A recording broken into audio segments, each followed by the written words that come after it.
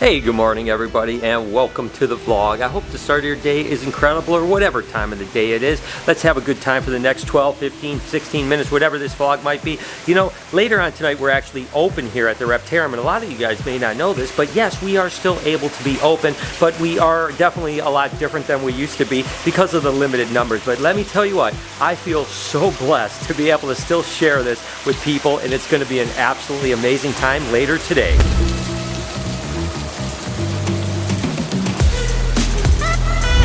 But before we get into that, guess what? It's raining out here. And what have I told you about low pressure fronts, rainstorms, snowstorms, and stuff like that? It is good for snake breeding, so that's right. We're gonna get our males and females together, and I predict some pretty good copulation out of breeding today.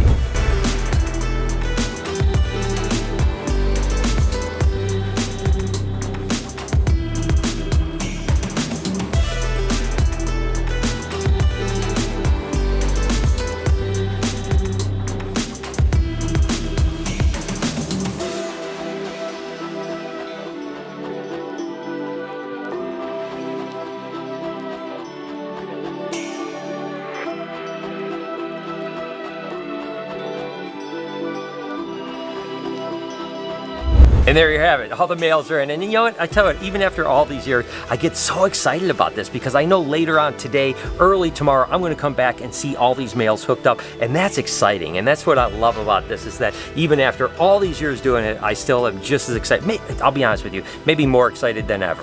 We know that 2020 has been a rough year. Let's just say it the way it is. It's been rough for everyone. And for small businesses in particular, it's been extra hard. You know, unfortunately, a lot of my friends unfortunately didn't survive 2020, so we are definitely pretty blessed. And you know, there's a saying that says necessity is the mother of invention. So we had to really think about, when we reopened up, you know, how are we going to do this where it's safe for everyone, right? Now, don't get me wrong, it was awesome when we used to open up Reptarium 1.0 and there'd be 200 people in here and it was packed.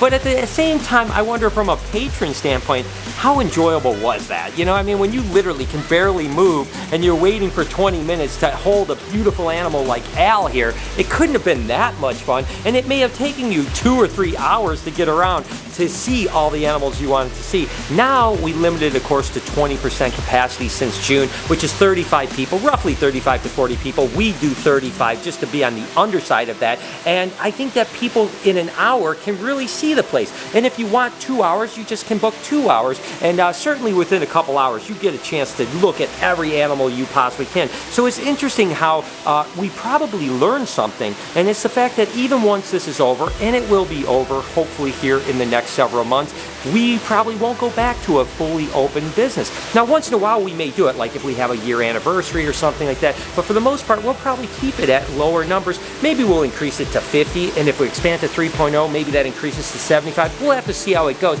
We want the experience to be equal to what you're actually paying to get in and stuff like that. So overall, we've been very lucky that we've been able to be open ever since the beginning of June, and even with the newest restrictions, we're still open. So every night that we're open, I'm so excited. And tonight, we're super excited that we're open. And someone reached out and said, hey, are you gonna feed any big snakes? And I said, you know what, why don't we do that? So tonight we're gonna try to feed Lucy again. We're gonna try to feed Daisy, just so people can see it. Again, it's a fun time for people to come in, but also now we have a kind of cool event we can look forward to as well. Remember the other day we cut the last clutch of eggs for the year when it comes to ball pythons? Well, they hatched out. I'm not gonna lie to you, it's a little underwhelming. You know, for the last clutch of years, you like to hit your eye. It was actually a Pastavi orange dream bred just to a normal ball python, but the Pastavi is pastel, it's Mojave, and it's orange dream. And we did get a couple orange dreams. We've got this little orange dream right here. That looks pretty cool. And again, you just see with the orange dream, the pattern is a little bit crisp, and there's a little bit of oranges. We've got another little orange dream right down here that definitely doesn't look too bad. Again, nothing too crazy. It's not like orange dreams are like ridiculous. When you get into the super orange dreams and combos, they're absolutely ridiculous. And these are the kind of base of it. And the third orange dream here here. And then we produced a couple normal ball pythons. Weirdly enough, we did produce one pastel that doesn't really look like it's an orange dream. When it was in the egg, I thought it was a pastel orange dream, but we didn't really hit very much in the way of combos. And then, ironically enough, we did hit a little Mojave. Now, this is a Mojave orange dream. That's at least pretty nice because you can see the orange coming up the side. We just missed the pastel on this. This would have been kind of the all-gene animal because there's only 3 genes that has potential, but nevertheless, this is a Mojave, and it's an orange dream. And then, like I said, just some normal ball pythons. So, all in all, listen, I was still overjoyed with how things went in 2020 with the production season.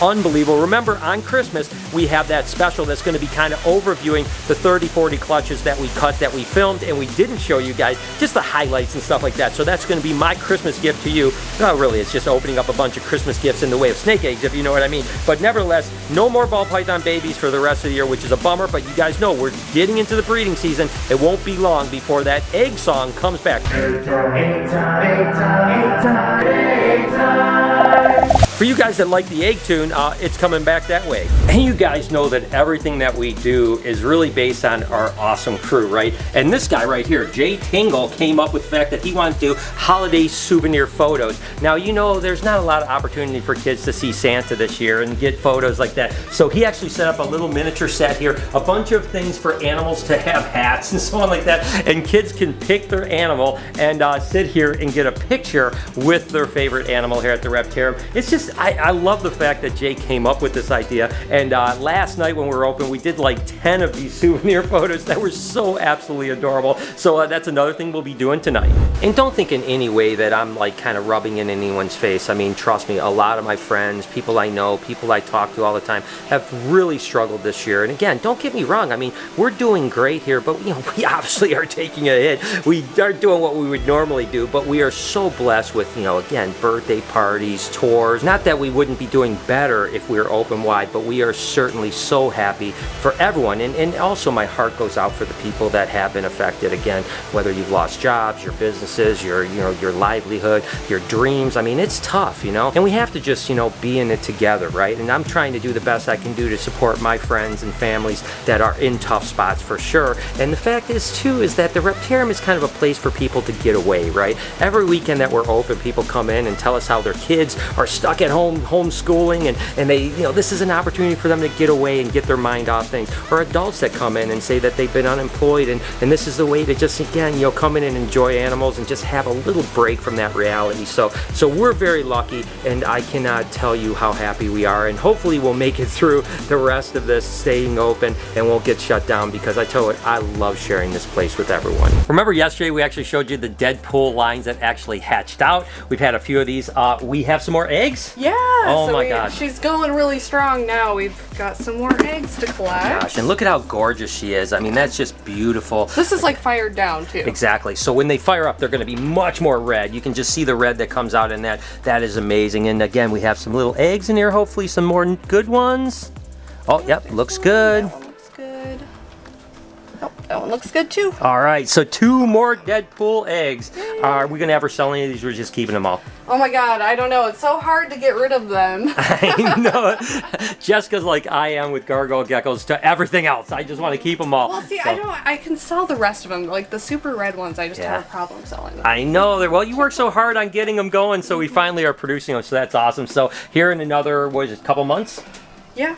Couple months, we'll have even more Deadpool babies. So, well, actually, next month we should have more hatching, because I've got 2 more a couple coming. more eggs, and then the next month after that, the other ones will hatch. So they keep on going. I love it. Good job, Jessica. It's been a bit since we've been working with Beetlejuice, and you can see how much better he's gotten already. Like, he's just right up at the front. And basically what will happen is I'll just give him a little treat. Come on, though, buddy. Come on, Beetlejuice. There you go. And you can see that we're actually able to get Beetlejuice out quite a bit now. He does have pretty big daggers of nails, I'm not going to lie to you. But again, he's starting to chill out. He's not freaking out again when you're pulling him out and stuff like that. So it's pretty cool. Doesn't feel really good on my scalp, I'm not going to lie to you. He's got those nails digging in. And I don't want to make any crazy movements because he's going to dig in even more and stuff like that. But you can see we're definitely making progress where he's able to come out. He feels comfortable on us. And more he's getting to this point. So we're trying to 2 or 3 times a week at least get him out, let him crawl all over us to where he realizes that it's not a bad thing, right? And as we're building those threads of kind of positive experiences where he's kind of cruising around, he's like, oh, this isn't that bad. We're not restraining him, we're not kind of stressing him out, all that type of stuff. He's realizing it's more and more, and then as we go, oh my gosh, does that feel weird? It's digging into my scalp right now. But as we do this more and more, oh my gosh, Beetlejuice. Oh, I'm gonna have a little scab thing. Oh, oh, woo! Tell you what, I'm gonna go ahead and put him back because I'm just getting tore up. I guarantee I got a little bloody scalp, but you can see, other than the fact that he's got really daggers for claws, he's getting much, much better. And again, you can see he's not freaked out at all. And then at the end, what I basically do is I'll just give him some more treats, just as a kind of like, hey, look, things worked out really well, and that you're happy, right? So he's doing good. So definitely continuing the training, because again, this is gonna get to be a 5-foot lizard. When he's that size, we want him to be dog tame, much like Elvis or something like that. Little harder to work with tree monitors like this to get him like that, but we're coming a long way.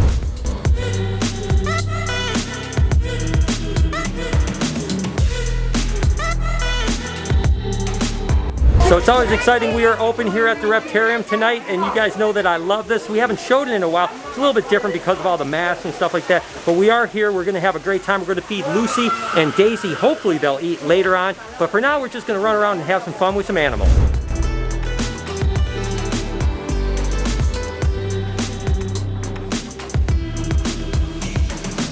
What's your name? Emily. Emily, it's so good to see you. Are you having a good time? Mm-hmm. Again, it's like I mentioned, we're so fortunate to be able to be open. Again, there's plenty of space with social distancing. Sometimes people kind of, get together, especially when there's an event like the feeding and stuff like that. But other than that, there's a lot of room. Again, you'll see some people here, but then when you really walk around, there's lots of room. And again, we just want to keep everyone safe, but also it is so amazing to be able to still stay open. And we're very, very blessed on it. But we're going to go ahead and feed Lucy and Daisy here, and I think that's going to be pretty fun. Okay, so it's time to feed Lucy. We'll see how this goes. Hopefully she's going to eat. There she goes.